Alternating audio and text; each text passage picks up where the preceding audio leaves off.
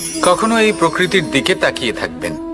এই প্রকৃতি অনেক ধরনের শিক্ষা দেয়। কোন একটা গাছকে দেখুন, কিভাবে সে মাটি থেকে জল শুষে নেয়। সে ঝড় হোক বা হোক কড়া রোদ, সব সহ্য করে এবং অবশেষে সে ফল ধারণ করে।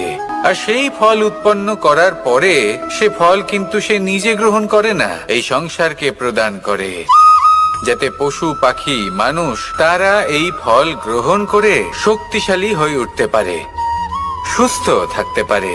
সেভাবেই নদী, সরোবর এরা নিজেরাও কিন্তু নিজেদের জল গ্রহণ করে না, মাটিকে প্রদান করে, পশু পাখিকে প্রদান করে। সূর্য নিজেও নিজের জন্য প্রজ্বলিত হয় না, সে প্রকাশ ছড়িয়ে দিতে চায় আমাদের সবার কাছে। সে আলো পৌঁছে দিতে চায়। এই প্রত্যেকের কর্মে পরমার্থ নিহিত আছে, আর সেই জন্যই এদের সকলকে পুজো করা হয়। তাই মনে রাখবেন, আপনার কাছে জীবন যাপনের অতিরিক্ত